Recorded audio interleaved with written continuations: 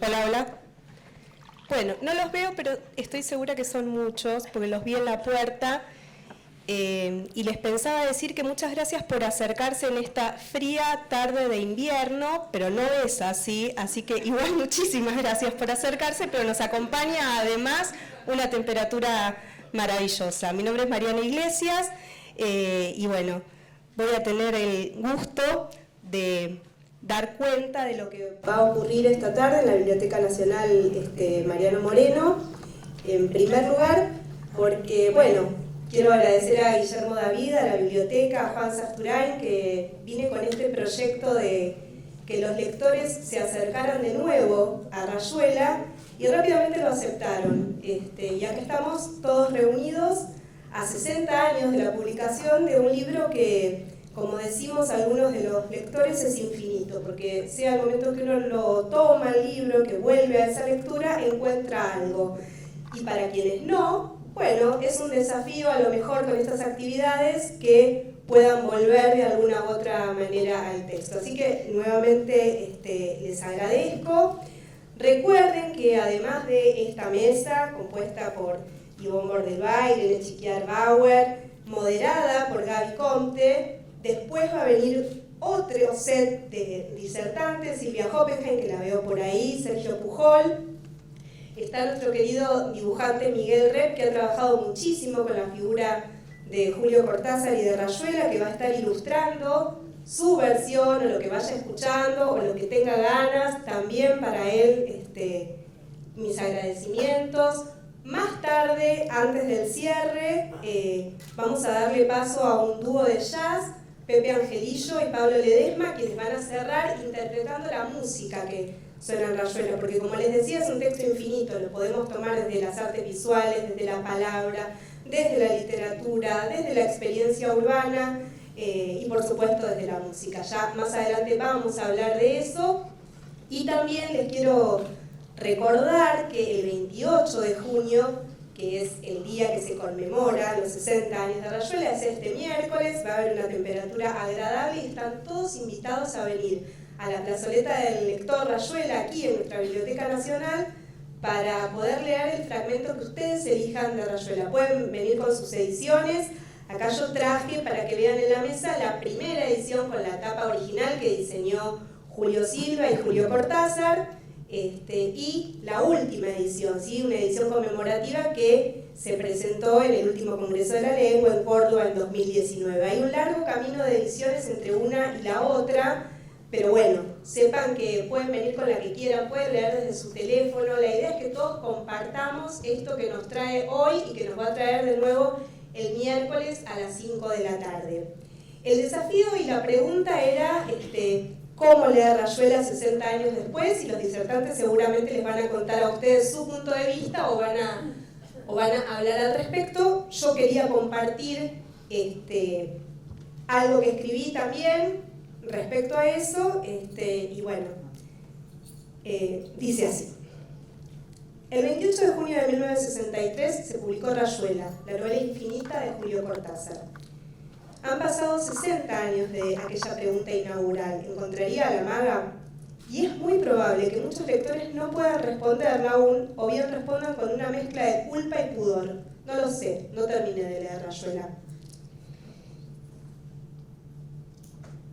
En 1963, cuando salió el libro, formó parte de esa consabida operación editorial llamada el boom de la literatura latinoamericana, que ponderó los textos de un grupo de escritores de América Latina como Carlos Fuentes, Mario Vargas Llosa, Gabriel García Márquez, Julio Cortázar y Octavio Paz, quienes buscaban despegarse de las formas y de los temas clásicos de la novela tradicional.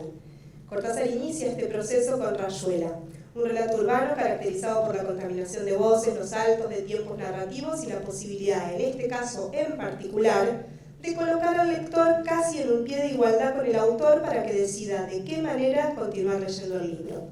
Esa tentativa de crear un nuevo lenguaje, de negar la realidad, de encontrar una universalidad que rompa las fronteras, era, en los años 60, el canto de cisne de las vanguardias. Hoy es parte de una cotidianeidad llamada Internet y es la herramienta puente que nos invita a ensayar una nueva lectura de Rayuela. Si como postuló David Viñas, en una generación es una estructura, entonces cabe hacerse la pregunta de si, acorde a su estructura, Rayuela podría ser una lectura sugerida para los jóvenes de esta generación. La enunciación tiene a priori dos posibles respuestas, como propone Cortázar en tanto formas de abordar el texto. Si se opta por la lectura lineal, que se extiende del capítulo 1 al 56, el relato toma la estructura televisiva cercana a cualquier propuesta de Netflix, que no resultará para nada ajena y que se centra en la historia de amor entre Horacio Oliveira y la maga, dos exilados latinoamericanos por elección que viven en París. Él es porteño, ella es uruguaya y tienen un bebé al que llama Rocamadour. Los itinerarios que encara Horacio, eventualmente junto a un grupo de amigos con intereses estéticos y existenciales conocidos como el Club de la Serpiente, están cargados de reflexiones metafísicas, conocimientos de literatura y hasta de jazz. Misterios enormísimos para la maga que acompaña, teme preguntar y sabe secretamente que detrás de esa pedantería intelectual y masculina que inunda Rayuela hay un par de muchachos que no saben bien lo que buscan y que en esa extrema libertad que reivindican los tiene presos de sus cavilaciones. Podríamos suponer que en la actualidad no hay tiempo real ni atención continua como para invertirlo en leer este ladrillo de más de 700 páginas lleno de referencias culturales, conceptos abstractos y budismo zen para principiantes. Lo que pasa es que Rayuela es el emergente de la década rebelde y como tal va a encontrar la forma de sacudirse el polvo, cambiar de etapa y volver al ruedo. Sin ir más lejos, la otra alternativa de lectura que expone Cortázar, el tablero de dirección, se adelanta a su época y postula la lógica del algoritmo, comenzando por el capítulo 73 y planteando un programa de lectura moderno, juguetón y descontracturado, pero al igual que Spotify, nos lleva a donde él quiere. ¿Acaso no es válido googlear quién fue o qué escribió Spinoza, descubrir Google Art para meterse en la discusión sobre Cleo Miró y en el mismo sentido leer escuchando la música que suena en la novela? ¿Alguien se anima a grabar un TikTok recitando 2 párrafos en gíglico? Creo que el ejercicio de la lectura es irreemplazable. Creo que hay que tomarse el tiempo de ir a fondo, involucrarse y dejarse llevar por esos juegos. Y creo que si un día cualquiera se cae Internet, muchos lectores tendremos un amparo, una contraseña guardada en una cajita de papel en un rincón de la biblioteca que nos invite a viajar de la tierra al cielo por ese universo infinito llamado Rayuela. Muchas gracias.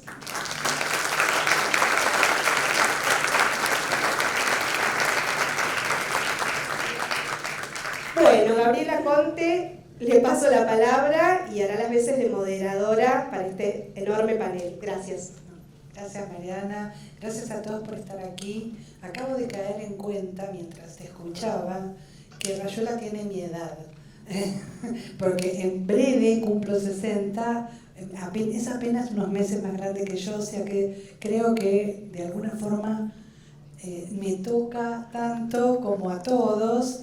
El camino es una novela que todos tenemos muy involucrada con la vida, es una novela muy vital, considero, desde mi punto de vista. Y me gusta especialmente que en esa vitalidad que tiene la novela y en esa relación con sus lectores, las lectoras que hoy inician este panel sean 2 personas que son muy apreciadas por mí. Irene Chiquiar-Bauer, que es una gran amiga, una gran escritora, y Ivonne Bordeloa, que es una gran maestra, lingüista y escritora que conozco desde hace muchísimos años. Así que me es doblemente grato este rol de moderar. No sé qué va a hacer eso. Ustedes van a estar muy tremendas que las tengan que moderar. Bueno, entonces les voy a contar a todos un poquitito acerca de Ivonne, que es poeta, ensayista, docente, licenciada en letras. Trabajó en la revista Sur y realizó entrevistas y publicaciones junto a Alejandra Pizarnik. Continuó sus estudios en Francia y Estados Unidos. Se doctoró con Noam Chomsky en Cambridge y es catedrática de lingüística en la Universidad de Utrecht en Holanda.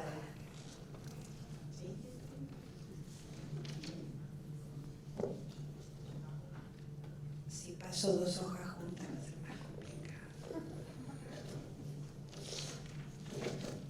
En 1983 recibió la beca Guggenheim. Regresó al país en 1994, publica sus textos en diversos medios, entre otros libros, escribió Un triángulo crucial, Borges, Lugones y Guiraldes, El alegre apocalipsis, Correspondencia Pizarnik, La palabra amenazada y El país que nos habla. En 2006 apareció Etimología de las pasiones, un libro suyo que ha sido traducido, entre otras lenguas, al italiano y al portugués. En 2004 recibió el diploma al mérito de los premios Konex a las letras en la disciplina Ensayo literario. Y en 2019 fue reconocida por la Academia Argentina de Letras como personalidad sobresaliente de las letras. Eso entre otras cosas, porque Ivonne es mucho más que esto. Irene Chiquiar es una doctora en letras por la Universidad Nacional de La Plata, magíster en Sociología de la Cultura y Análisis Cultural por la Universidad de San Martín y magíster en Literaturas Comparadas por la Universidad Nacional de La Plata. Es docente en la Universidad Nacional de San Martín y en la Universidad Nacional de San Antonio de Areco. Su libro más reciente es, corregime si me equivoco, Victoria Ocampo, el ensayo personal, porque la verdad uno nunca puede decir con Irene cuál es el último porque es muy prolífica. ¿Viste? Bueno, ya sabía que había uno nuevo que no había llegado. Virginia y Victoria. Y Victoria Ocampo, el ensayo personal, salió en Mar Dulce. Es autora de una biografía de Virginia Woolf muy, muy querida por todos los amantes de esta escritora, que es Virginia Woolf, La vida por escrito, publicada en Taurus en 2012, con reediciones aquí y en Europa. Y en 2013 publicó el libro y dedicaba íntegramente a analizar la obra de Eduarda Mansilla, entre ellos, una escritora argentina del siglo XIX, y ha publicado ensayos literarios sobre San Juan de la Cruz, Julio Cortázar, a propósito de Rayuela, justamente, Felisberto Hernández, Aproximaciones a un autor, y Juan L. Ortiz, Un pensamiento realizado a la luz. Editó la sección bibliográfica de la revista El Arca. En 2018 dirigió la obra de teatro A puerta cerrada de Jean-Paul Sartre y es como columnista en radio, televisión y diversos medios gráficos. También su obra Virginia y Victoria fue representada bajo... Bueno, ahí salió Virginia y Victoria. Conduce ciclos de entrevistas a escritores que se emiten por el Canal A. Bueno, presentadas las dos, me encantaría escucharlas y después, en todo caso, conversamos un poquito. Bueno, gracias. A ver.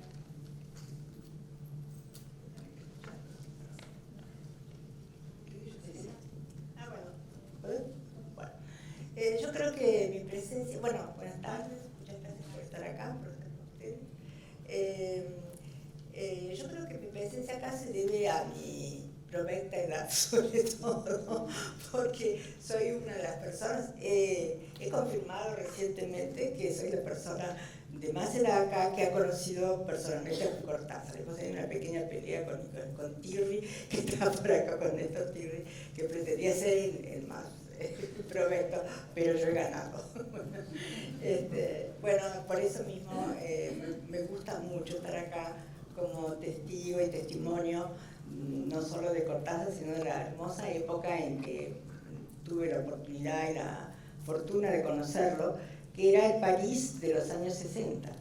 Ese París que a veces la gente lo idealiza, pero hay que tener en cuenta que era un París anterior al 68. Y eso es, por ejemplo, yo iba a la Sorbona, para darles una idea, y en la Sorbona los profesores no recibían preguntas. No se podía preguntar nada al profesor en la clase. Después de la clase uno hacía la cola si tenía suerte, y si tenía suerte le podía preguntar al profesor algo, pero no se podía interrumpir la clase con una pregunta.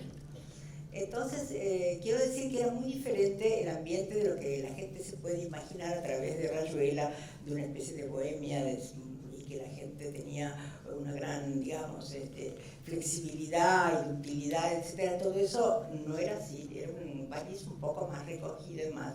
Y realmente allí es donde más contrasta la actitud de Cortázar en ese momento, ¿no? ¿Qué pasó? Fue que Alejandra trabajaba en una revista que se llamaba El Congreso de Libertad de la Cultura. Alejandra Pizarnik. Y éramos amigas, y entonces, tiene que haber sido por ella, porque yo no recuerdo con nitidez la cosa, pero yo no tenía ningún otro vínculo con esa revista, y entonces a mí se me ofreció la oportunidad de escribir una reseña sobre los premios, que fue la novela anterior a Rayuela que publicó Cortázar.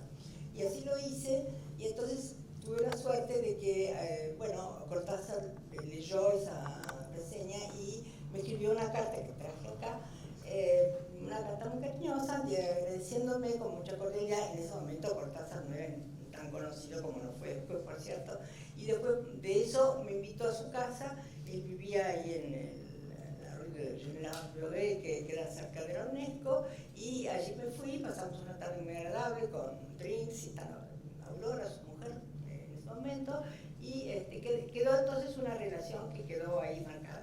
Luego al tiempo pasaron muchas cosas. Yo al final, después de haber estado en Estados Unidos, aterricé en Holanda, y allí en Ámsterdam nos encontramos un par de veces porque él iba a Ámsterdam con frecuencia, acompañado en general por Saúl Yolkiewicz, que era también amigo mío. Así que tengo un recuerdo muy agradable, y como les decía recién a un par de amigos, lo que me gustaba mucho de Cortázar era su voluntad de claridad. Es decir, que él tenía algo de maestro, pero no en el sentido de maestrito pedante, sino de maestro Ciruela, no. La vocación de él era ser muy claro y estar chequeando constantemente que lo que él decía a uno le llegaba exactamente como él quería que llegara, y él también tenía la vocación de aclarar lo que uno decía, es decir, que constantemente era un diálogo transparente con él, y al mismo tiempo un diálogo incisivo, así que era muy, muy interesante su compañía, su presencia. Bueno, ahora vamos a hablar un poco más del tema específico, que es la de la Rayuela. Yo creo que hubo dos libros que de la generación mía fueron los que de alguna manera fueron ejes de nuestra madurez, nos ayudaron a madurar de la adolescencia a la juventud, de la juventud temprana a la juventud más tardía. Y esos dos libros fueron Rayuela y el 100 años de soledad, que ocurren todos en la década del 60, ¿no es cierto? Son libros fundamentales que vertebraron no solo nuestra conciencia literaria de esos años, sino que en cierta medida plasmaron la perspectiva mental y sentimental de nuestra generación y el lenguaje que la expresaba. Yo creo que en realidad hablar nada más que de Rayuela es un recorte, acaso, digamos, en cierta medida injusta, porque Cortázar está presente no solo en Rayuela, sino en tantas otras obras que quedaron un poco como aisladas o soslayadas por el escándalo que fue de alguna manera Rayuela, y también por la fama como cuentista, que es la fama fundamental de Cortázar. Pero yo veo libros que han quedado como en la sombra. Eso pasa con los buenos escritores, que a veces en su producción quedan como huecos, como agujeros negros. Por ejemplo, el libro precioso que es Imagen, de John Keats, que quedó absolutamente, yo jamás he visto ni una reseña ni una cita de ese libro maravilloso, que quedó ahí relegado, y es un libro anterior, muy anterior a Rayuela, por cierto. También hay que ver lo que es lo que significa Cortázar como poeta, que también ha quedado muy, muy relegado, y también como conversador. Está ese libro tan lindo con Omar Priego, que se llama La fascinación de las palabras, que hay una larga conversación en que él explica, y hay un largo capítulo justamente sobre Rayuela. Lo que me parece que la gente no tiene en cuenta es que hay una especie como de cliché que dice, bueno, sí, Rayuela, pero en realidad el Cortázar superior es el de los cuentos. Y bueno, se puede debatir acerca de eso, pero lo que me parece que queda en la sombra es que antes de Rayuela, Cortázar había publicado Bestiario, y había publicado Todos los fuegos del fuego, y esos libros pasaron completamente inadvertidos. Y fue solamente después de Rayuela, que fue el ojo profético de Paco Porrúa, que lo lanzó a todo lo que daba, y era una apuesta muy alta, porque era un libro que de repente daba vuelta a todo lo que había en ese momento. Fue solamente después del éxito de Rayuela que se empezaron a reeditar, y con gran éxito, ¿cómo se llama? Todos los fuegos del fuego, Bestiario, etcétera, etcétera. Así que eso me parece que hay que traerlo un poco adelante, porque a veces la reducción o el nucleamiento de un solo título para un autor nos hace perder un poco la huella de la totalidad de su obra y de su personalidad, ¿no es cierto? También otra cosa que me parece que hay que tener en cuenta es un tema delicado, que es el fusilamiento de Cortázar a manos de escritores contemporáneos, que hace pensar en una grieta entre la literatura y la cultura de los 70 y la de los 60. Ya tenemos bastantes grietas, desgraciadamente, entre nosotros, pero esa también es una grieta, me parece a mí. De los 70 fluye una corriente ideológica que a veces empareja y otras oscurece a Borges con Art y a Cortázar con Puig. Y yo creo que tenemos necesidad de una mirada que proceda con la amplitud necesaria para construir un canon no reduccionista, donde cada cual brille con sus valores individuales.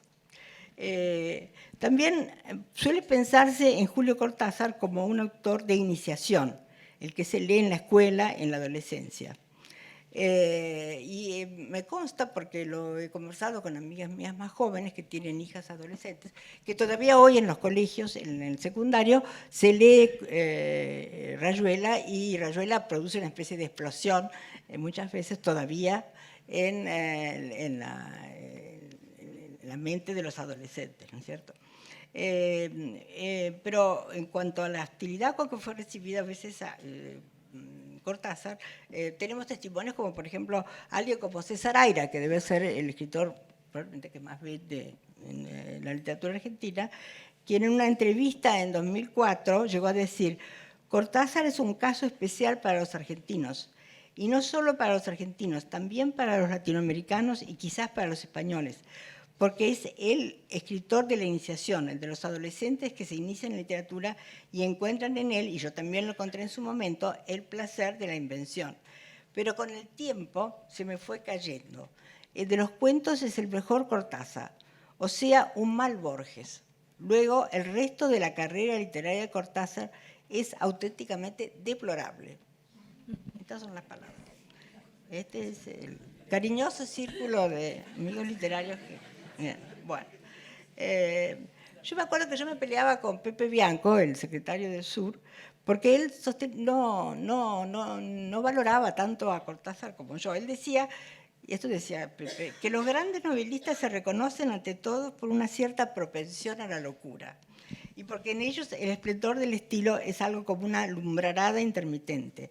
Gran novelista es, en suma, aquel que puede permitirse el lujo de la reflexión cursi, la escena melodramática, etc., porque naturalmente su designio va más allá de la calidad que evita constantemente estos riesgos. Yo no estoy de acuerdo con esta opinión que tenía Pepe. Además, me parece que Cortázar fue en gran medida alguien que avanzaba en escenas de locura y de digamos, desfasaje con respecto al realismo o al costumbrismo a que estaba acostumbrada la novela de esa época, ¿no? Yo tuve entonces la oportunidad de escribir para una revista que se llamaba Señales, que la dirigía María Esther de Miguel, una gran amiga mía, también que ha pasado un poco a la sombra, y allí dije más o menos lo que me parecía sobre Rayuela. Decía yo, voy a buscarla acá porque la tengo, me parece, al fondo de mis apuntes. A ver.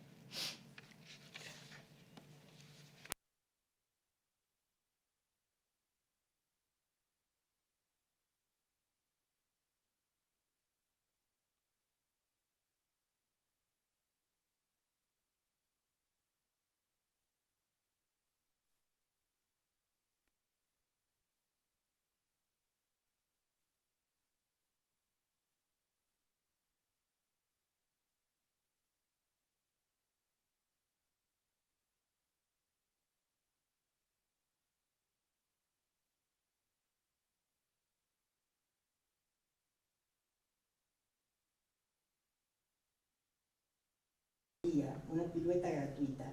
Es muy probable que esta irritación que Cortázar prevé, sin duda alguna, imposibilite un acercamiento a los valores reales de su libro. Se preguntarán, la pregunta es admisible, necesaria acaso, si 100 páginas menos no habrían acrecentado con creces el calibre de esta novela. Otros lectores verán en esta tentativa un premeditado exorcismo, una combustión última que deja paso libre a un mundo distinto en que con todo el acto de fe seguía siendo la mejor definición del hombre. Existe asimismo el lector que se ve solicitado por ambas lecturas, que se pregunta si Cortázar se ha propuesto legarnos una guía azul de los métodos más sutiles para acercarse a la verdad, o bien aproximarse realmente a una nueva verdad que nos libere de nuestras viejas mañas occidentales, racionalistas y literarias. Y acaso lo más definitorio de este libro, uno de los más apasionantes y sintomáticos de la literatura argentina de los últimos años, es que su solución, su juicio final, depende del hambre o la exigencia con que el lector lo reciba. Sí, porque hay ese problema que tiene Rayuela, que es una parte que es un aparato de instrucciones, etcétera, de mensajes metaliterarios, de cómo leerlo, etcétera, etcétera, que pueden resultar irritantes. Yo debo decir que cuando yo leí Rayuela, la leí en orden cronológico, clásico, etcétera, y no me animé nunca, ni me animaría tampoco ahora a leerlo de la manera que sugiere Cortázar. Me pareció muy, digamos, amigado, interesante, etcétera, pero no era lo mío. A mí lo mío era la historia de Bertrepán, la historia de la maga, las historias del la historia del puente famoso, la historia de Talita, y sobre todo lo que me interesó mucho, porque yo estaba en ese momento en París, era el vaivén París-Buenos Aires. A mí el libro me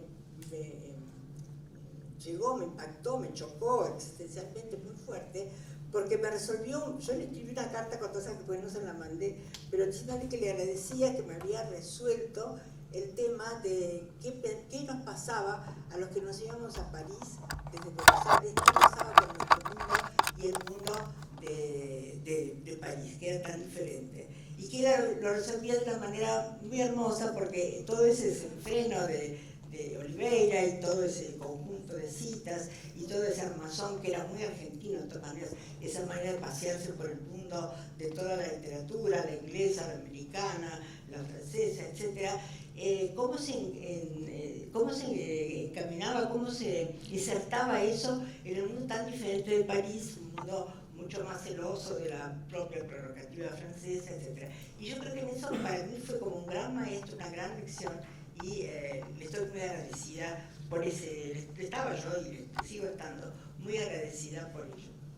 Bueno, creo que con esto más o menos, hay varias cosas más, pero no quiero tampoco, no sé en cuánto tiempo estoy, pero un par de cosas más quisiera decir. Me parece muy conmovedora y dar para otra, quizás, ocasión, la relación que tiene con Alejandra, es decir, con Alejandra Pizarnik, y cómo de alguna manera en los últimos tiempos, que eran los tiempos de fracaso, de caída, de barrancamiento de Alejandra, él la asistió y le escribió unas cartas, unos poemas hermosísimos. Eso está también muy inscrito en mi memoria. Y también pienso que hay otro trabajo por hacer que queda pendiente, y es la relación de Cortázar con Borges y con Puig. Es decir, a mí me parece que hay como una especie ahí de tríptico que se arma, en donde Borges y Cortázar comulgan en el tema de la literatura fantástica. Pero en Borges la literatura fantástica es como lo fantástico es una propiedad del universo, de algún modo. Es una especie de fatalidad que nos acecha y que se aproxima a nosotros. En Cortázar la fatalidad, lo fantástico emana de la misma subjetividad de sus personajes, y entonces es muy diferente.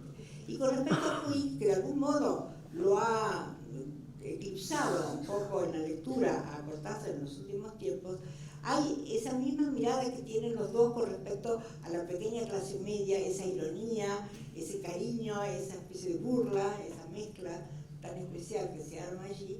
Y sin embargo me parece a mí que el mundo de Puig, que es un cantador interesante, es muy acotado con respecto a la enorme diálogo, la riqueza fenomenal de referencias y de ecos y de resonancias que tiene Cortázar. Me parece que una historia de literatura tiene que darle lugar a este tríptico y, digamos, balancear los valores que realmente son los más importantes de una década, sobre todo con respecto a Borges y a Cortázar, una década como la del 60 que nos tiene que enorgullecer y que tiene que seguir brillando en los anales de la literatura argentina. Bueno, yo creo que sí.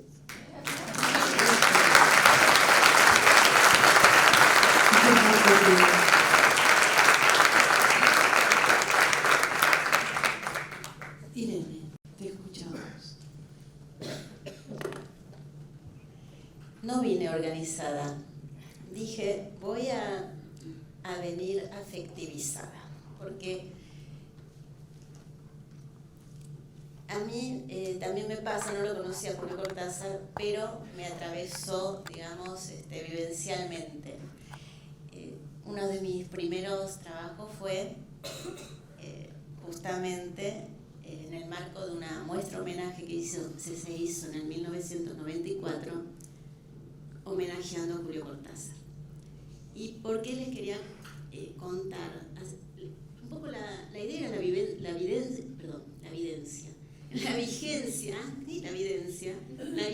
de Cortázar, de Rayuela, ¿no? Y en el 94, cuando hicimos esa muestra homenaje, también nos decían lo mismo. Y nos decían que Rayuela ya había pasado, que no era tan legible, que muchas de las cosas que dijo Ivonne no voy a repetir, que el mejor Cortázar estaba en los cuentos, que cuál era el cuento, etc. Y nosotros lo que vimos es que cada actividad que se hizo, sea literaria, pictórica, musical, Marta Lambertini hizo una pieza musical acerca del cuento La Casa de Cortázar. Cada actividad era un lleno total. Y los únicos que en el 90 y pico estamos haciendo actividades sobre Cortázar eran el Instituto de Cooperación Iberoamericana, que estaba en la calle Florida, y nosotros. Y siempre había filas y filas. Entonces, ese divorcio o esa grieta que había un poco entre la academia y los lectores, yo la viví en carne propia. Y cuando leí Cortázar, hoy se lo contaba a Carlos Ulanovsky, que también lo traigo acá a Carlos, porque en esa época algunos memoriosos, los jóvenes tal vez oyeron hablar de la revista La Maga, ¿no? Y en La Maga hicimos un suplemento justamente en esa época sobre Cortázar. Fue como una revolución. Para mí, además, fue entrar en ese mundo, mira, porque en el 93, yo era muy chica, voy a París pensando ya en la muestra Cortázar del 94, y lo veo Arnaldo Calveira. Estaba trabajando en la casa latinoamericana. Y yo era re chica, y vos digo, queremos hacer el año que viene una muestra en Buenos Aires. No sabía ni quién era yo, por supuesto. Llámalo a Sauri Urkiewicz. Sauri Urkiewicz me recibió en su casa con su señora en ese sillón negro que era después me enteré de Cortázar. De ahí mismo ya hicieron el contacto con Aurora Bernardes, la viuda. Les parecía maravilloso que alguien se ocupe de Cortázar. ¿Pueden creer esto? Fue así. No lo podían más o menos creer. Entonces, existía ese divorcio. Lo viví después en carne propia en una tesis que no pudo ser, porque yo quería escribirla sobre Cortázar, y hubo, un poco de oposición, pero sí, porque ¿por qué vas a hacer eso? Bueno, no, después me dediqué a otra cosa, está bien. Cortázar no lo iba a hacer ni más ni menos que yo le dedique una tesis. Pero vos decías recién lo de John Keats, ¿no? Vos sabés que hay capaz está acá, una colega de la Universidad de San Martín que trabaja justamente en John Keats. Después te lo voy a pasar, sí, es que es como Rayuela, Cortázar, es como que te parecen situaciones y todo el tiempo gente que lo está leyendo. Yo quiero el miércoles ver, realmente creo que va a haber muchos lectores en la plaza Cortázar, en la plaza Rayuela acá de la biblioteca leyendo Rayuela, pero... ¿Querés te ayude?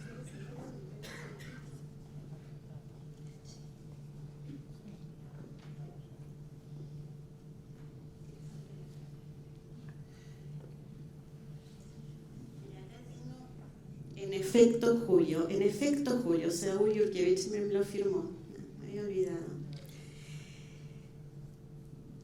Y yo lo traigo a Yurkiewicz porque era uno de estos amigos de Cortázar tan especial, y un académico y poeta, y él empieza a escribir sobre Julio en este libro que hicimos, y dice: y nos entregó Rayuela, sismo de letras que trastoca no solo el modo de novelar, también y sobre todo nuestra existencia en el mundo, con el mundo entreverados, confundidos para poder, porque todo es puente de hombre a hombre, porque nace de semilla y no de injerto, para poder saltar de uno mismo en lo uno y en lo otro, y de lo otro en lo uno y en uno. Y creo que eso sigue convocando y provocando Rayuela. Recién hablaba con Julieta Obedman, que es editora, bueno, le pregunté ¿cuánto se vende Rayuela? 10.000 por año. Quiero saber qué escritor argentino, aunque sea el más vendido, puede decir que hay 10.000... durante 60 años. Exacto, ¿no? Entonces, bueno, yo creo que me dediqué a ser doctora en letra para poder decir estas cosas que quiero decir desde el lector que lee por placer, el lector común, el lector que dice, Dr. Johnson, y que toma Virginia Woolf, y que toma también Cortázar. Otro temita, así que les tiro acá. La relación Cortázar-Victorio Campo, además de que Cortázar comienza a publicar en Sur, y recién le decía a Miguel Rep, y me lo olvidé, pero cualquiera me busca en las redes y yo saco foto y les paso esto. Cuando hago mi tesis sobre Victorio Campo, ensayista personal, me encuentro en una revista Sur que Julio Cortázar reseña el tomo 4 de los testimonios de Victoria, que se llama Soledad Sonora, tomando palabras de San Juan de la Cruz. Y es ditirámbico, como Cortázar habla de Victoria, ¿no? Entonces, esas cosas son tan bellas, ¿no?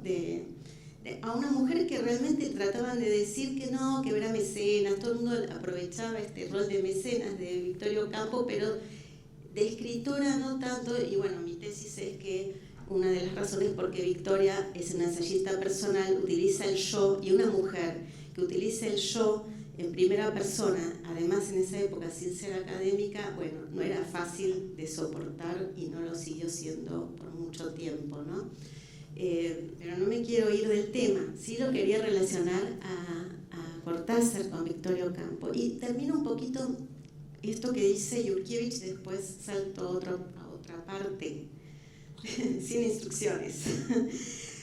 Dice Yurkiewicz: pero me dejo exaltar por lo que quiero, por el hombre admirable, por sus dones que agradezco.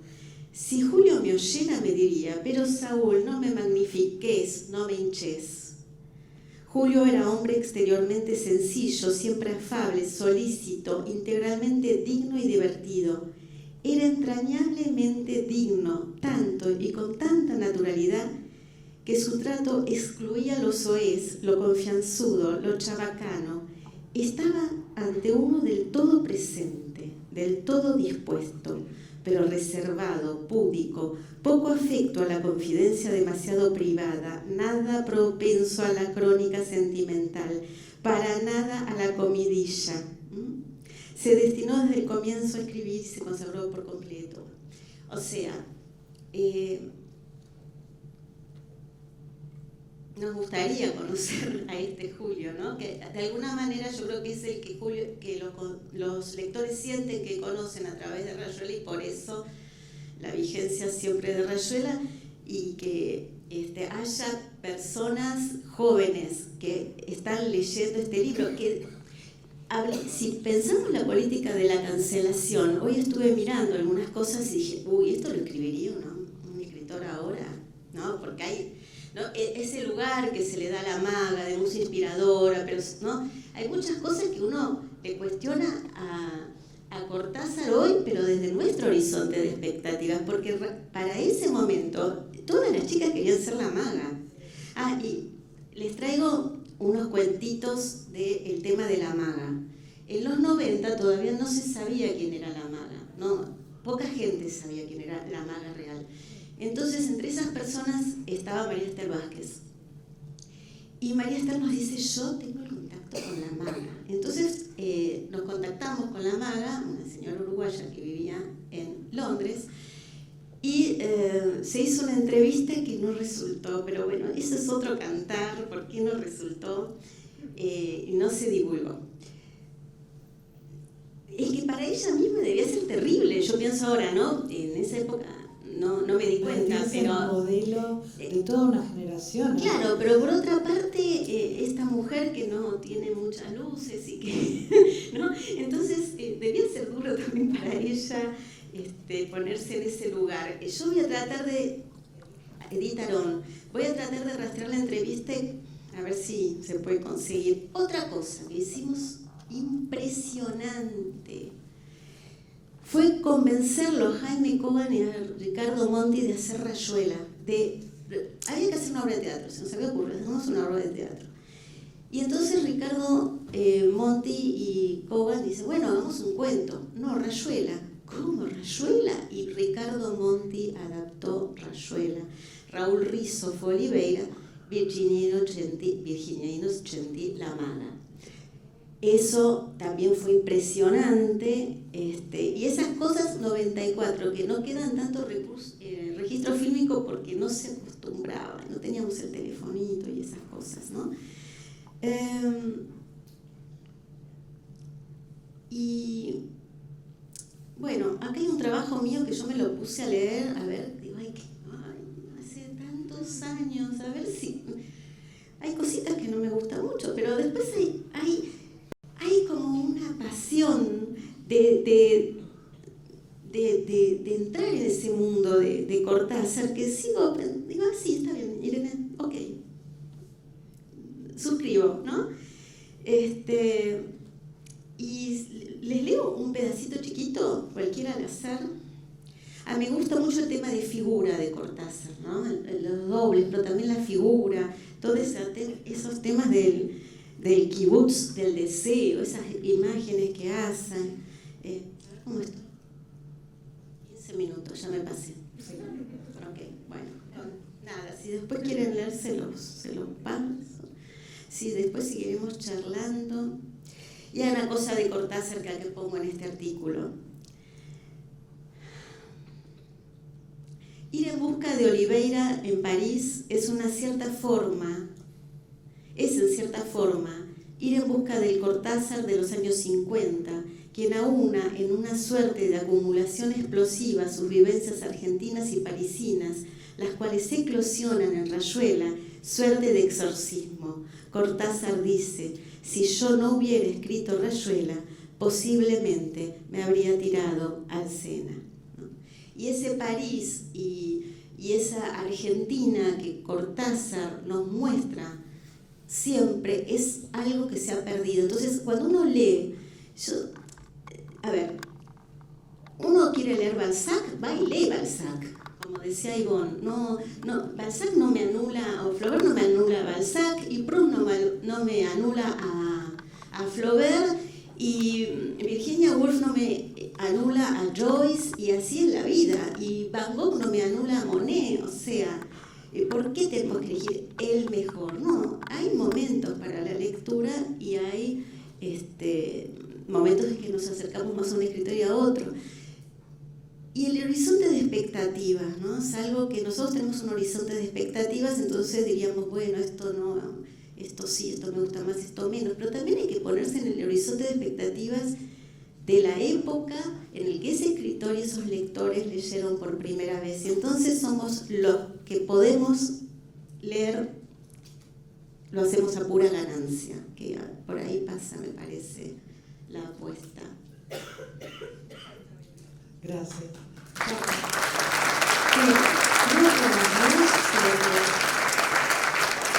creo que una enorme lectura de, no solamente de la novela, sino de la obra de Cortázar, sino también esa pasión, esa vitalidad de la que hablábamos desde el inicio. Así que bueno, les agradezco muchísimo la participación y me interesaba, les iba a preguntar algo que en realidad las dos ya dijeron, que es de qué manera la novela las había impactado como personas y de qué manera es una novela de la cual uno no sale indemne, ¿verdad?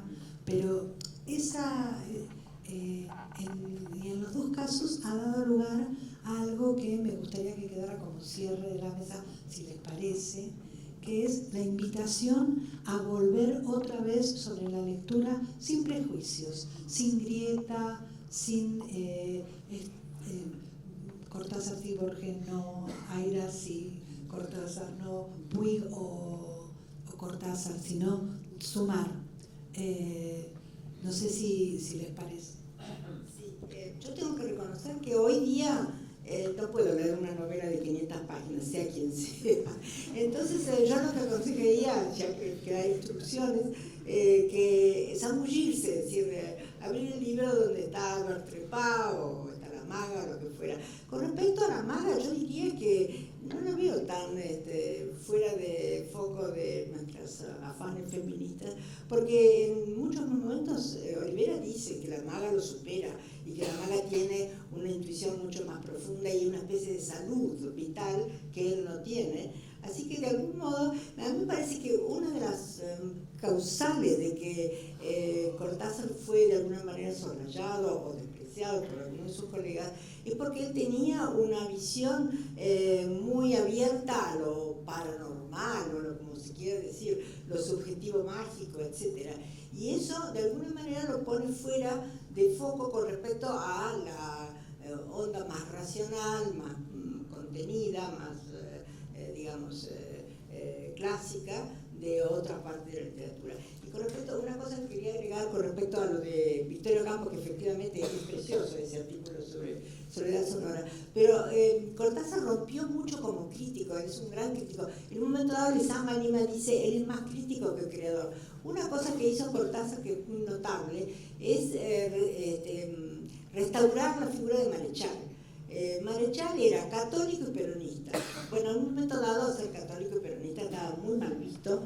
Y bueno, ¿qué hace Cortázar? Dice, Adán Buenos Aires, del cual realmente la Rayuela es digamos, una secuela, no digo una secuela, pero digamos, obviamente hay una influencia de mi personaje. Sale y escribe un gran artículo sobre Marechal. Acuérdense que Cortázar se fue de Buenos Aires en las últimas épocas de Perón, se fue por su propia cuenta, no fue exiliado político en ese momento, después sí lo fue, pero en ese momento no, y sin embargo tuvo la nobleza y la que quisiéramos que hoy existiera de superar por completo su prejuicio, su opción política y poner en el pandero a una persona que él consideraba que literalmente era muy válida. Entonces, ojalá ese ejemplo hoy estuviera todavía en vigencia. Sí. Bueno, sí. Sí. Y yo creo, a ver, que puede haber alguien que diga, me voy a leer las 500 páginas también, ¿eh? Por supuesto. De hecho, los 10.000 que lo compraron por año. Y muchas de esas personas seguramente siguen encontrando esas cosas de la iluminación, del Satori, del kibutz del deseo, vuelvo sobre eso, de de esta cuestión que él tiene por ir a buscar algo que esté más allá de la cultura judeo-cristiana, occidental, esas escenas que me vienen de repente con los amigos o entre amigos, esa situación con Talita que yo creo, porque eso lo puse acá en el 94, Talita cum, y está en la Biblia, cuando resucita Talita. Entonces yo lo que decía es que Talita es la resurrección de la maga, si tomamos esa cita bíblica, ¿no? O sea, que da para tanto Cortázar, es infinito, entonces da un poquito de miedo, porque realmente si hubiera acá alguien que se doctore en Rayuela, ¿saben cuánto tendría que trabajar para doctorarse en Rayuela? O sea, da un poco de miedo también un escritor de esa magnitud y con toda esta referencia, que es más vivencial que intelectual, o es de esa gente en la que lo vivencial es intelectual también, ¿no? Yo ahora estoy trabajando sobre alguien, me estoy leyendo 400 páginas, 500 páginas de unos textos que a veces los veo muy anacrónicos, pero digo, pero para esta mujer era la vida misma, y eran esa mezcla de lo intelectual con lo vivencial. Y yo creo que cuando esos escritores que logran transmitir esto son los que después se llaman clásicos y los que generación tras generación lo va probando Cortázar y Rayuela, lo siguen leyendo y el auditorio está repleto. Es así. Exactamente. Bueno, muchas gracias. Muchas gracias a las dos. Es un placer.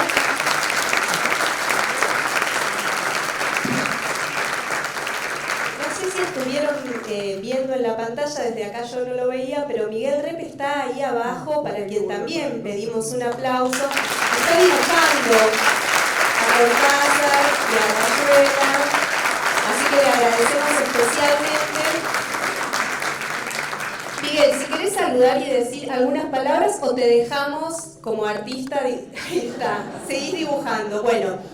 De quien sí vamos a escuchar unas palabras es de Juan José Becerra, que estaba invitado hoy, pero está con una cuestión laboral y se le ha hecho tarde para llegar, pero nos mandó un audio, así que si está por ahí, mientras suben los próximos disertantes que Gaby va a presentar, Sergio Pujol y Silvia Hoppenheim, escuchamos a Juan José Becerra, que está por ahí en el aire. Bueno, lo que se puede decir de Rayuela es muchísimo, pero eso creo que lo más sensato es decir poco, y ese poco que a mí me gustaría decir tiene que ver con la construcción de un personaje, el personaje principal, que es Horacio Oliveira, que tiene las características de un escritor que no escribe.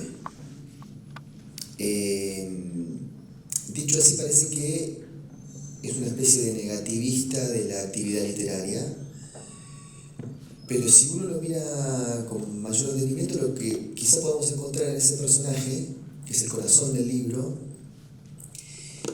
es que lo que representaría es la idea de que vivir es el verdadero hecho literario, y que se puede protagonizar una vida literaria sin la necesidad de tener que atestiguarlo a través de la literatura. O sea, Oliveira es, en esos términos, el escritor que no escribe, pero es el escritor que contempla como un escritor, tiene la sensibilidad del escritor, le pasan cosas de orden casi fantástico o alucinatorio, como podrían ocurrirle ese tipo de cosas a los escritores. De alguna manera es un sujeto inspirado por los reflejos y los estímulos del ambiente, que es un ambiente eminentemente cultural. Digamos, en esa situación es un personaje para el cual la escritura o la literatura no es un problema, si queremos considerarlo en contraste con, no sé, el Marcel de En busca del tiempo perdido, donde la vida es un problema que consiste en hacer literatura, y en alguna medida la literatura que no se puede hacer. No digo que haya una correspondencia entre estos dos libros, entre Rayuela y En busca del tiempo perdido, para nada, pero sí se puede simular una situación de contraste para medir los prototipos de los personajes. Y a mí me parece que el personaje de Cortázar, que es muy parecido a él, es la persona que ha tomado la decisión de que su vida se convierta en una obra, que es un deseo de pura cepa, o sea, de puro varietal surrealista. O sea, ese para mí es el personaje clave de la obra de Cortázar, no solo de Rayuela, y de algún modo es también Cortázar. De algún modo también es Cortázar. Porque si uno sigue un poco la senda retrospectiva de la bibliografía de Cortázar, se va a encontrar con que ha producido mucho, sobre todo cuentos, en la primera etapa a partir de la cual empieza a escribir, luego las novelas, digamos, ¿no? O sus novelas voluminosas, los premios y Rayuela, y después, bueno, 62 modelos para armar, que es un libro como de vanguardia casi que digamos, postulado para ser refractario al lector de novelas, para que el lector de novelas no entre en ese tipo de régimen. A tal punto esa novela está tan radicalizada, pero volviendo a las correspondencias o las intuiciones que uno podría tener respecto de los parecidos entre Oliveira y Cortázar, hay un momento en que Cortázar deja de escribir, de hecho, dicho por él, escribe en hoteles, intenta escribir en Saignón, en un lugar que era prácticamente imposible hacerlo porque era un escritorio con un ventanal que daba a los parques de lavanda del Luberon en la Provenza, con lo cual los elementos para la distracción estaban dados, mucho más que para los elementos de inspiración y el trabajo. Entonces Cortázar con el tiempo se va convirtiendo en Oliveira, en su vida, ¿no? En la persona que no escribe, en la persona que piensa, en la persona que recibe los estímulos del ambiente de la cultura para, bueno, tener, yo diría, sentimientos más que pensamientos.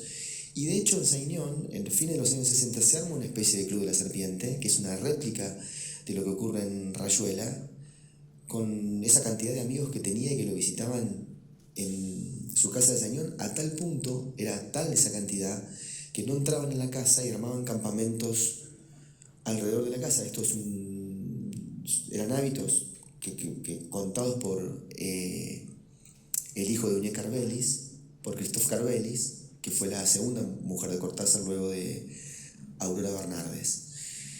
Entonces lo que hace, me parece a mí, Rayuela en alguna medida es presentarse como un programa vital para que sea consumado por su propio autor. Generar, digamos, un plan, ese plan vital es Horacio Oliveira, y luego materializarlo en la vida, donde verdaderamente Cortázar encuentra lo que podemos llamar una obra.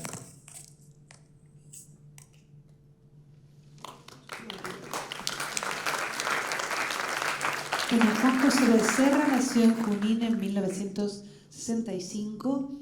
Es autor de los ensayos Grasa, La vaca viaja a la pampa carnívora y Patriotas, de los relatos Dos cuentos vulgares y las novelas Santo, Atlántida, Miles de años, Toda la verdad, La interpretación de un libro, El espectáculo del tiempo, El artista más grande del mundo, Fenómenos argentinos y Felicidades, que está profundamente vinculada con Rayuela y por eso seguramente a Mariana se le ocurrió invitarlo a Juan José a hacer este comentario. Habitualmente escribe guiones, publica artículos en medios de la Argentina y del extranjero y su última novela se llama Amor.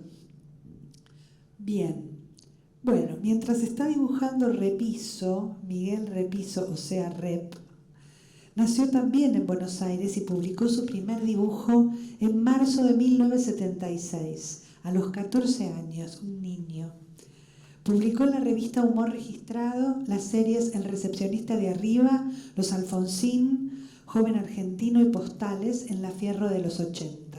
Trabaja en el diario Página 12, hace las contratapas famosas, todos los deben haber visto, desde el primer número donde elabora tiras libres o con sus personajes. Publicó más de 35 libros, entre ellos Buenos Aires dibujada, Postales, contratapas, y 200 años de peronismo y Julio Florencio Cortázar. Tiene muchos más libros que publica en Editorial Planeta. Realizó series ilustradas con José Pablo Feynman sobre filosofía también. Expuso en Malva, en los centros culturales de España, en Buenos Aires, Rosario, Córdoba y Montevideo, en el Centro Cultural Recoleta, en Casa de América de Madrid, en el Museo Jacobo Borges de Caracas y en el MACBA de Barcelona, en el Museo Nacional de Bellas Artes de esta ciudad, aquí cerquita. Participó con el mural Cortázar en marzo de 2014 en el Salón del Libro de París, que fue donde la ciudad de Buenos Aires la Argentina fue país invitado, si mal no recuerdo. Obtuvo otros galardones como el premio Conex al humor gráfico y a la ilustración en 2002 y 2012. En 2022 publicó Diego, nacido para molestar, y actualmente conduce Mundo Rep por la TV pública. Bueno, estamos ahora con estos oradores que sigue el lujo, ¿no? Voy a ser prolija y voy a leer sus presentaciones.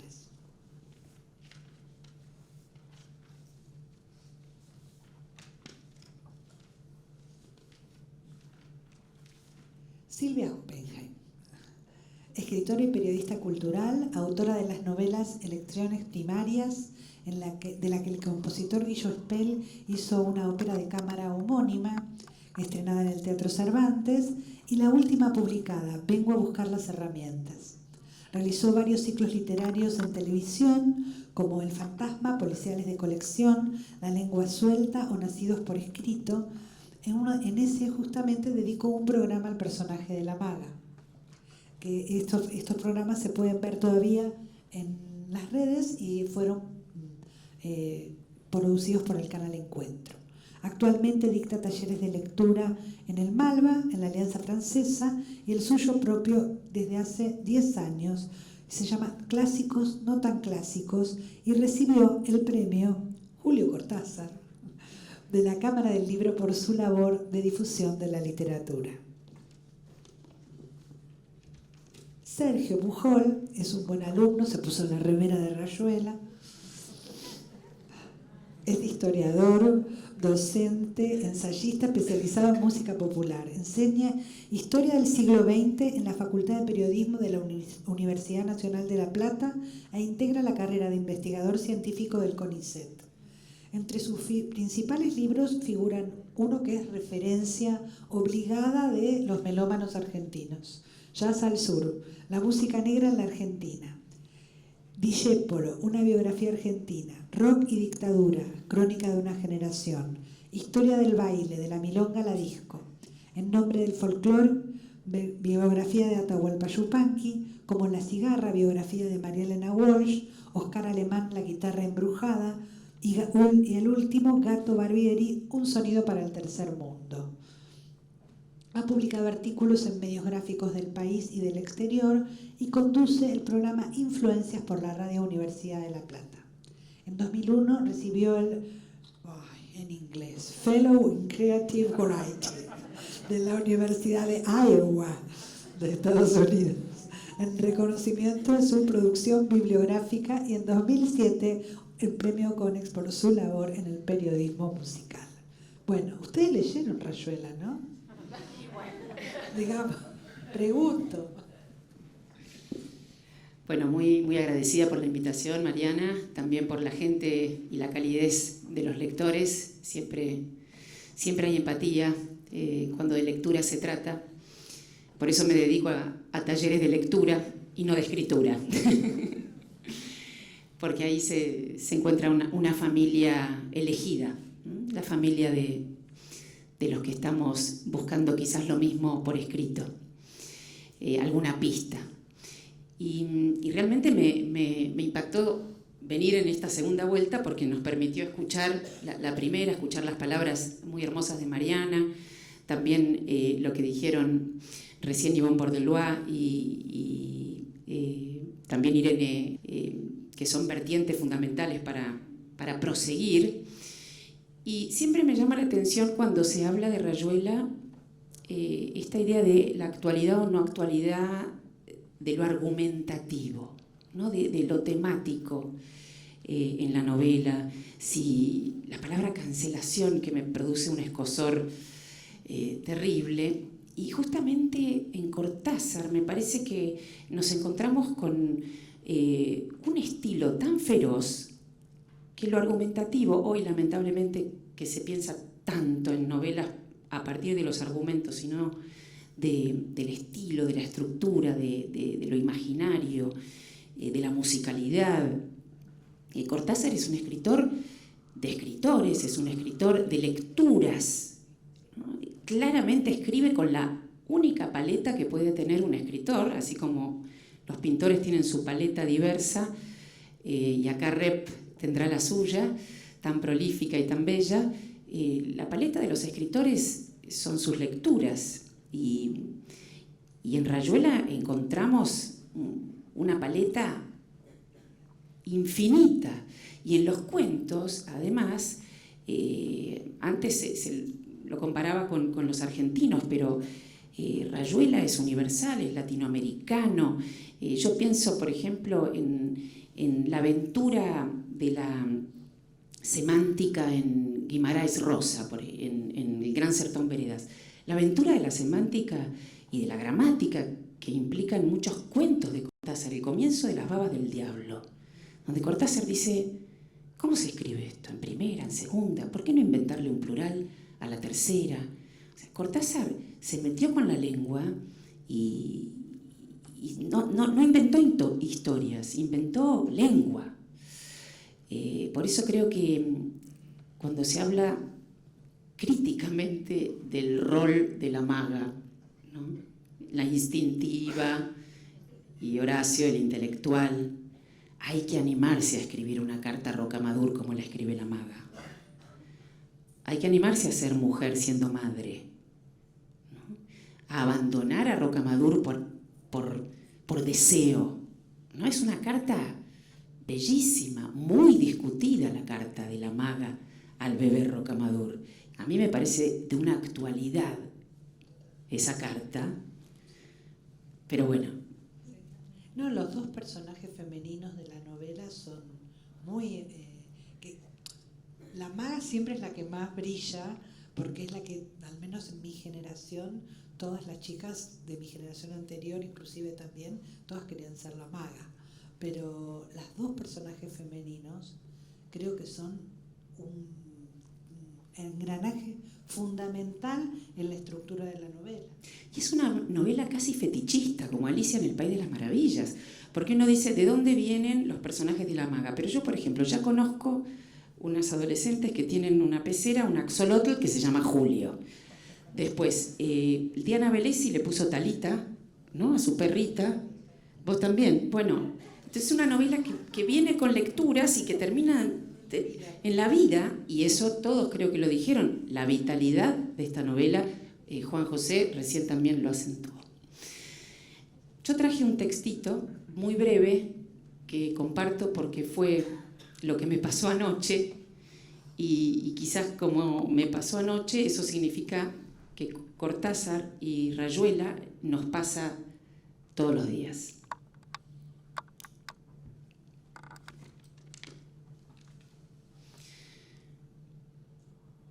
Anoche soñé que veía a la maga en la pantalla de mi celular y hacía un screenshot para guardármela. Pero me sorprendió que detrás de la musa de Rayuela estaba su madre. ¿Quién era la madre de la maga? ¿Aparece en la novela de Cortázar? Me pregunté en sueños. Y ya estaba viajando a Uruguay para averiguarlo. No sé de qué lado de la novela estaba, ¿no? Recordemos que la novela tiene el lado de allá, en París, el lado de acá y los otros lados. Pero yo no sé de qué lado de la novela estaba. En todo caso, era el lado de allá de mi vida. Pero como escribió Nerval, el sueño es una segunda vida, y siguiendo a Borges en las ruinas circulares, ni siquiera ahora, en esta sala, sabemos de qué lado estamos. La cuestión es que mientras dormía, un atisbo de conciencia me sugirió: ¿y si escribo esto para mi charla de mañana? Tengo la posibilidad de transmitir algo que jamás se me ocurriría despierta, porque no podría alcanzar esa imagen que se me presentaba en sueños, pero eso significaba despertarme, anotar lo que estaba viendo, casi como hacer un screenshot de mi sueño. Me pareció que valía la pena si lograba traerles a todos ustedes noticias de la madre de la maga. Pero en ese mismo momento me dije a mí misma que no. Mejor era despertar por la mañana y ver qué quedaba del lado de allá en el de acá. Levantar las migajas del sueño. Igual llegué a agarrar un lápiz, queriendo anotar algunas incongruencias, porque finalmente, ¿qué se puede anotar en sueños? Lo debo haber soltado y seguí durmiendo la noche boca arriba. Hoy el lápiz apareció tirado en el piso. Cuando desperté por la mañana, no recordaba más que lo que acabo de contarles. Hice el vano esfuerzo de trasladarme, no hubo manera de llegar al otro cielo de mi vida, a la rayuela soñada. Ningún rastro de la madre de Cortázar, de la maga. Hace tiempo, y esto es real, todo es real, en realidad todo esto es real, pero hace tiempo que estoy investigando en distintos ámbitos los umbrales en Cortázar. Este verano hice precisamente en el Malva un curso sobre su tipografía imaginaria, los pasajes de una ciudad a otra, de un tiempo a otro, de una civilización a otra, puentes oníricos intangibles. Me di cuenta que, de todas maneras, Cortázar, del lado del Malva, no debía ser el mismo que Cortázar del lado de la Biblioteca Nacional, de la mano de Mariana. Además, yo sabía que iba a estar muy bien acompañada de otras relecturas, la de Sergio, la de Ivonne, la de Juan José, la de Gaby, la de Irene y la de Mariana. Y el trazo literario y muy vital de Rep. Se me presentó entonces otra parte de Rayuela. Como si las novelas fuesen sueños que revisitamos en cada lectura, donde se iluminan distintas escenas. No es el tiempo recobrado a lo Proust, es el tiempo permanente de lo parcialmente iluminado. La escena con la que me desperté esta mañana, sin lograr recordar el sueño, también plantea un lado de acá y otro de allá, pero no tanto en relación a los umbrales o portales, como se los llama ahora en las series de ciencia ficción o distópicas. Es otro estar allá o acá, ni temporal ni espacial. Un lugar de tanta presencia que nos libra del desdoblamiento. Y eso lo advierte Horacio, el protagonista, junto con la maga, de esta novela genial, cuando está pensando en la maga desde los puentes de París y se dice a sí mismo. Me emociona esta parte, así que... Hay ríos metafísicos. Ella, la maga, los nada, como esa golondrina está nadando en el aire, girando alucinada en torno al campanario, dejándose caer para levantarse mejor con el impulso. Yo describo y defino esos ríos. Ella los nada. Yo los busco, los encuentro, los miro desde el puente. Ella los nada. Y no lo sabe, igualita a la golondrina. No necesita saber como yo. Puede vivir en el desorden sin que ninguna conciencia de orden la retenga. Ese desorden que es su orden misterioso, esa bohemia del cuerpo y el alma que le abre de par en par las verdaderas puertas. Ahora me parece ver, detrás de la maga, en mi sueño, me parece ver que detrás de ella no era la madre la que estaba, sino Cortázar, dándole vida o haciéndola vivir como él quería, abriendo de par en par las verdaderas puertas de la vida. Gracias.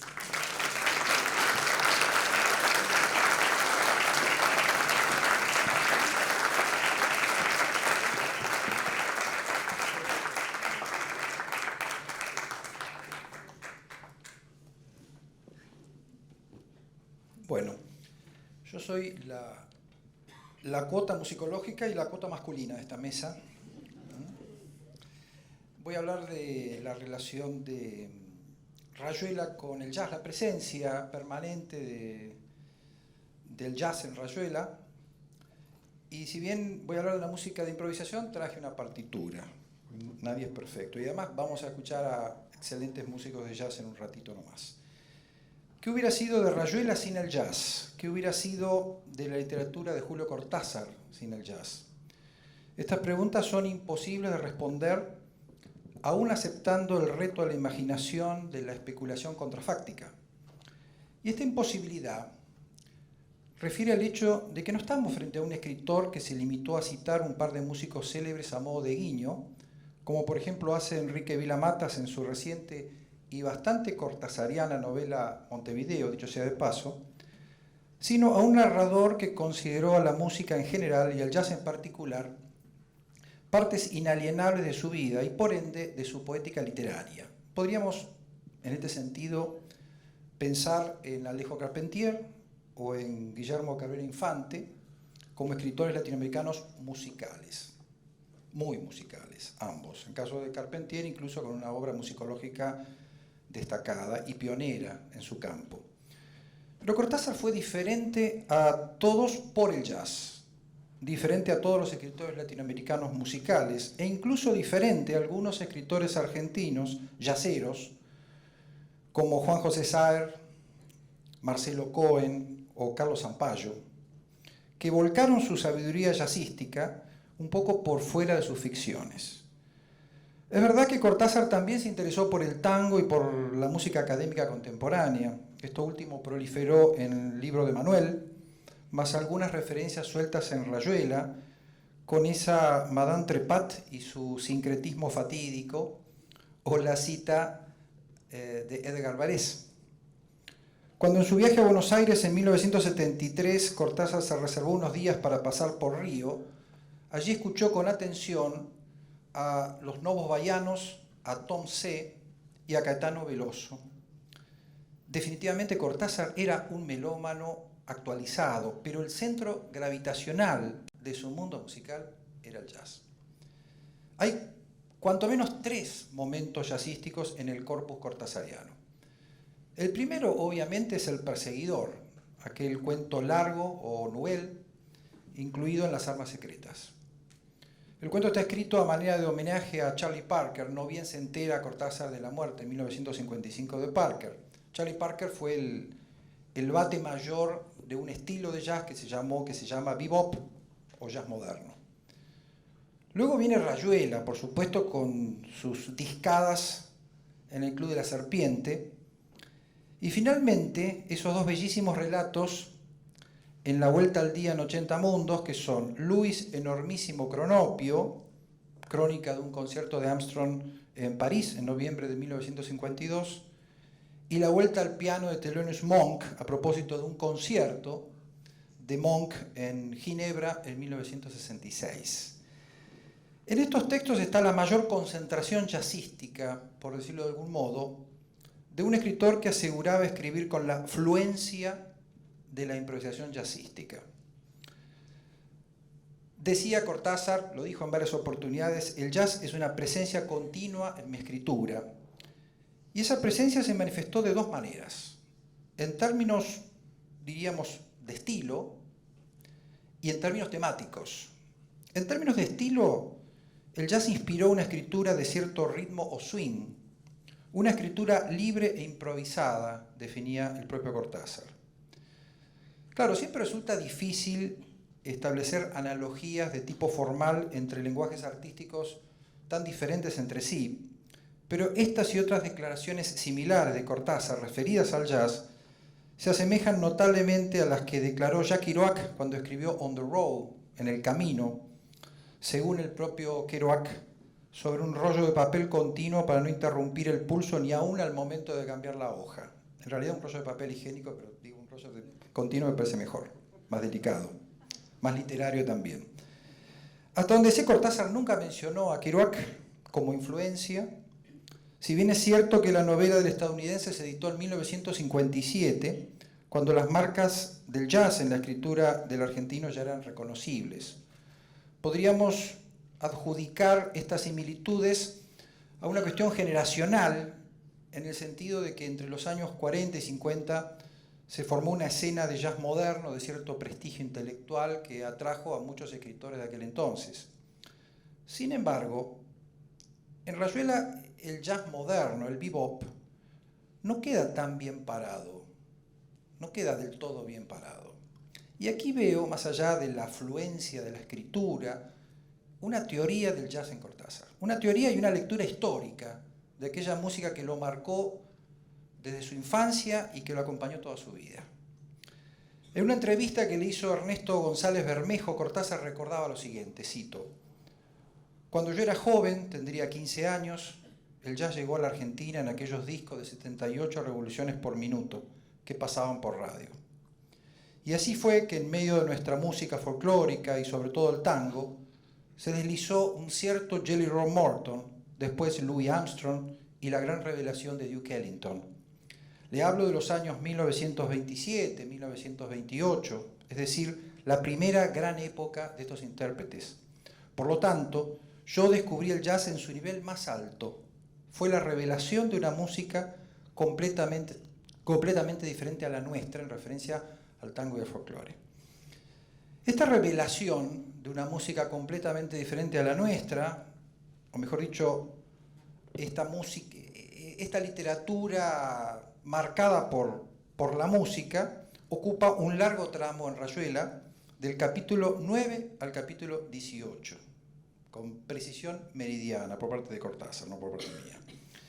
La acción, quizás habría que decir la inacción, transcurre, como se ha dicho aquí, en el Club de la Serpiente, ese encuentro en una bohardilla de Saint-Germain, elegida para la ceremonia de la discada. La discada era la escucha compartida y conversada de discos de jazz. Dicho sea de paso, esta costumbre de escuchar música con atención, yo creo que pertenezco a la última generación que la practicó. ¿No? Dijo completo. Nos sentábamos en el sillón del living, poníamos el disco lado A, bajábamos la luz, a veces nos acompañábamos con algún trago o alguna otra cosa.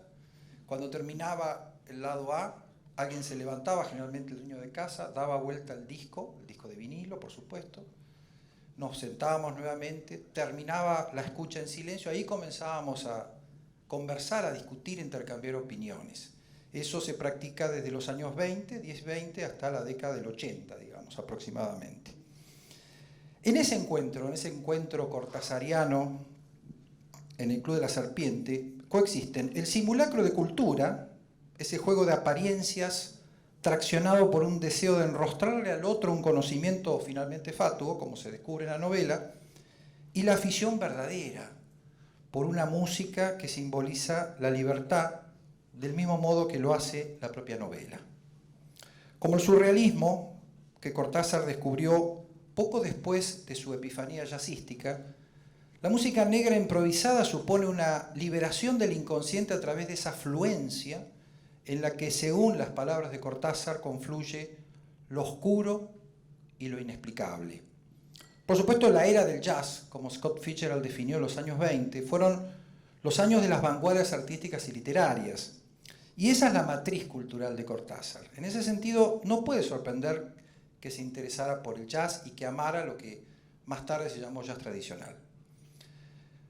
Lo más interesante de Rayuela, creo yo, para un lector jazzero, es, además de esa brújula de escucha, intérpretes, temas, algunos de los cuales vamos a escuchar en unos minutos, creo que lo más interesante es la tensión con la que Cortázar consigue enfrentar la tradición y la modernidad del género. Y esto es muy original, realmente. El escritor francés Boris Vian, por ejemplo, cuya literatura está también muy marcada por el jazz, defendía a capa y espada el jazz tradicional y no se movía ahí como plano de referencia, como tema de su literatura.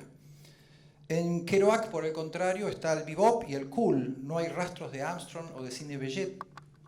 En cambio, el Cortázar de Rayuela pone en tensión los diferentes estilos de jazz, y quizás lo hace eso también con otros registros de la cultura. ¿Dónde se sitúa el Cortázar escritor en esa polaridad tradición-modernidad? No lo sabemos bien, aunque podemos sospecharlo.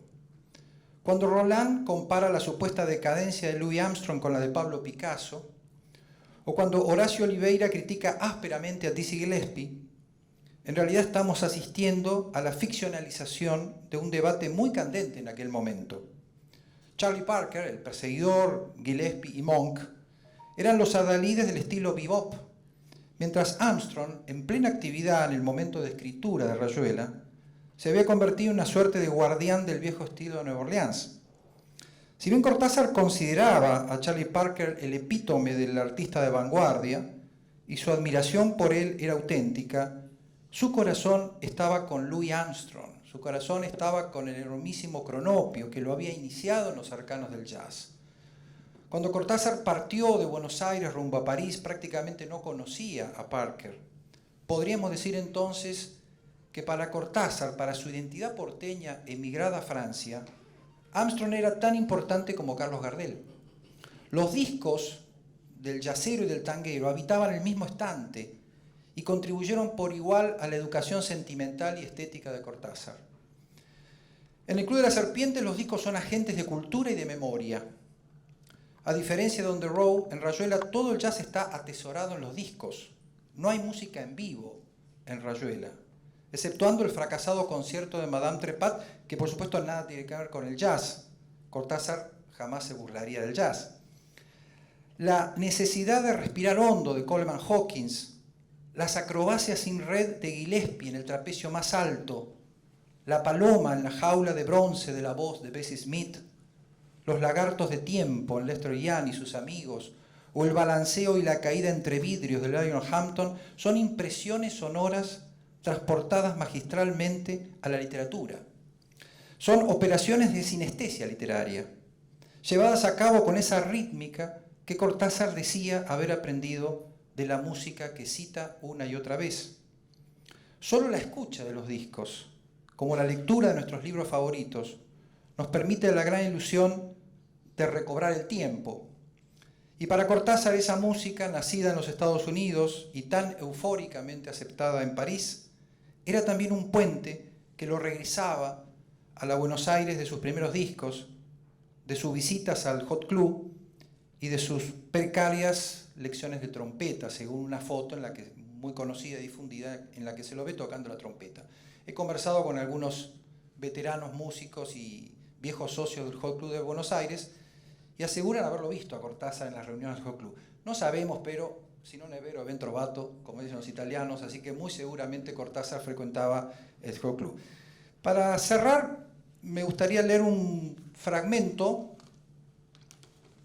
de ese capítulo 17, donde yo creo que está todo el meollo jazzístico de Rayuela y de Cortázar, realmente, ¿no? Por eso yo decía que hay una teoría y hay una historia del jazz en Cortázar. Nadie parecía dispuesto a contradecirlo porque Wong esmeradamente aparecía con el café y Ronald, encogiéndose de hombros, había soltado los Warring Pennsylvanias y desde un chirriar terrible llegaba el tema que encantaba Oliveira, una trompeta anónima y después el piano, todo entre un humo de fonógrafo viejo y pésima grabación, de orquesta barata, como anterior al jazz, al fin y al cabo de esos viejos discos, de los Showboats y de las noches de Storyville, había nacido la única música universal del siglo, algo que acercaba a los hombres más y mejor que el esperanto, la UNESCO o las aerolíneas. Una Música bastante primitiva para alcanzar universalidad y bastante buena para hacer su propia historia, con cismas, renuncias, herejías. Su Charleston, su Black Bottom, su Shimmy, su Foxtrot, su Stomp, sus Blues, para admitir las clasificaciones y las etiquetas. El estilo esto y aquello, el swing, el bebop, el cool, ir y volver del romanticismo y el clasicismo, hot y jazz cerebral, una música hombre, una música con historia, a diferencia de la estúpida música animal de baile, la polka, el vals, una música que permitía reconocerse y estimarse en Copenhague como en Mendoza o en Ciudad del Cabo, que acercaba a los adolescentes con sus discos bajo el brazo, que les daba nombres y melodías como cifras para reconocerse y adentrarse y sentirse menos solos, rodeados de jefes de oficina, familias, amores infinitamente amargos. Una música que permitía todas las imaginaciones y los gustos. La colección de Afónico 78 con Freddie Kepper o Van Johnson, la exclusividad reaccionaria del Dixieland, la especialización académica en Bix Beiderbecke o el salto a la gran aventura de Monk, Horace Silver, Thad Jones, la cursilería de Earl Gunner o Art Tatum, los arrepentimientos y las abjuraciones, la predilección por los pequeños conjuntos, las misteriosas grabaciones con seudónimos y denominaciones impuestas por marcas de discos o caprichos del momento, y toda esa francmasonería de sábado por la noche en la pieza del estudiante o en el sótano de la peña, con muchachas que prefieren bailar mientras escuchan Stardust o When Your Man Is Going y huelen despacio y dulcemente a perfume y a piel y a calor, se dejan besar cuando es tarde y alguien ha puesto The Blues with a Feeling y casi no se baila, solamente se está de pie, balanceándose, y todo es turbio, sucio, canalla, y cada hombre quisiera arrancar esos corpiños tibios mientras las manos acarician una espalda, y las muchachas tienen la boca entreabierta y se van dando al miedo delicioso y a la noche. Entonces sube una trompeta poseyéndolas por todos los hombres, tomándolas con una sola frase caliente que las deja caer como una planta cortada entre los brazos de los compañeros, y hay una inmóvil carrera, un salto al aire de la noche sobre la ciudad, hasta que un piano minucioso las devuelve a sí mismas, exhaustas y reconciliadas, y todavía vírgenes hasta el sábado siguiente. Todo eso en una música que espanta a los cogotes de platea, a los que creen que nada es de verdad si no hay programas impresos y acomodadores. Y así va el mundo. Y el jazz es como un pájaro que migra o emigra, o inmigra o transmigra, salta barreras, burla aduanas, algo que corre y se difunde, y esta noche en Viena está cantando Ella Fitzgerald, mientras en París Kenny Clark inaugura una Kev, y en Perpignan brincan los dedos de Oscar Peterson y Satchmo por todas partes con el don de ubicuidad que le ha prestado el Señor. En Birmingham, en Varsovia, en Milán, en Buenos Aires, en Ginebra, en el mundo entero, es inevitable. Es la lluvia y el pan y la sal, algo absolutamente indiferente a los ritos nacionales, a las tradiciones inviolables, al idioma y al folclore. Una nube sin fronteras, una espía del aire y del agua, una forma arquetípica, algo de antes, de abajo, que reconcilia a mexicanos con noruegos y rusos y españoles, los reincorpora al oscuro fuego central olvidado, torpe y mal, y precariamente los devuelve a un origen traicionado. Le señala que quizás había otros caminos, y que el que tomaron no era el único, y no era el mejor, o que quizás había otros caminos y el que tomaron era el mejor, pero que quizás había otros caminos dulces de caminar y que no los tomaron, o los tomaron a medias, y que un hombre es siempre más que un hombre y siempre menos que un hombre. Más que un hombre porque encierra eso que el jazz alude y soslaya y hasta anticipa, y menos que un hombre porque de esa libertad ha hecho un juego estético o moral, un tablero de ajedrez donde se reserva ser el alfil o el caballo, una definición de libertad que se enseña en las escuelas, precisamente en las escuelas donde jamás se ha enseñado y jamás se enseñará a los niños el primer compás de un ragtime y la primera frase de un blues. Nada más.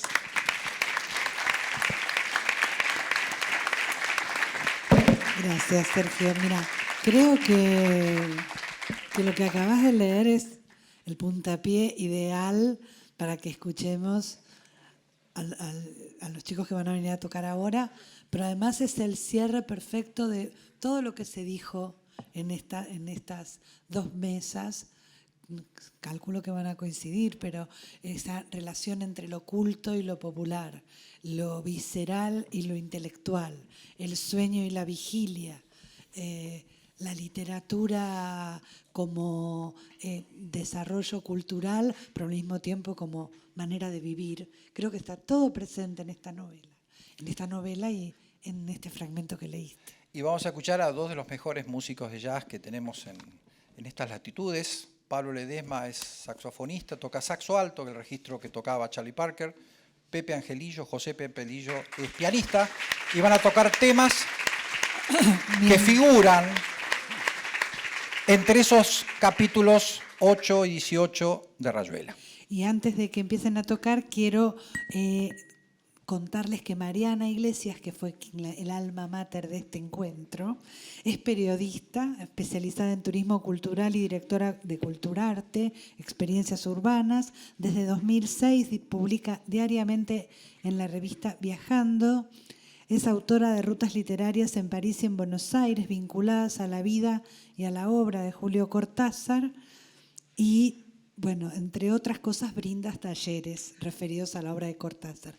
Pero también queremos reiterarles que los esperamos el miércoles de esta semana, es el 28, para escuchar y leer a Cortázar todos juntos.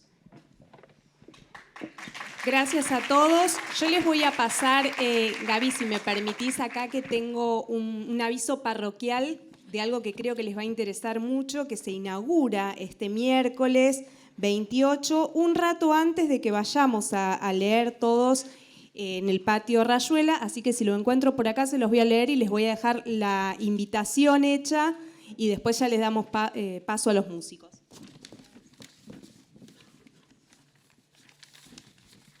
A partir del miércoles 28 de junio se podrá visitar en la Sala del Tesoro de la Biblioteca Nacional una pequeña muestra de iconografía y materiales relacionados a Rayuela.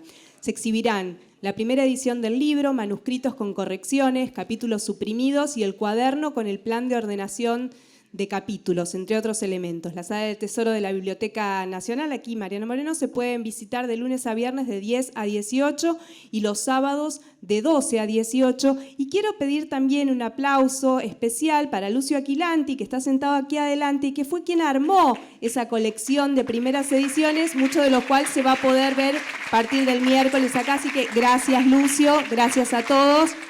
Nos vemos el miércoles.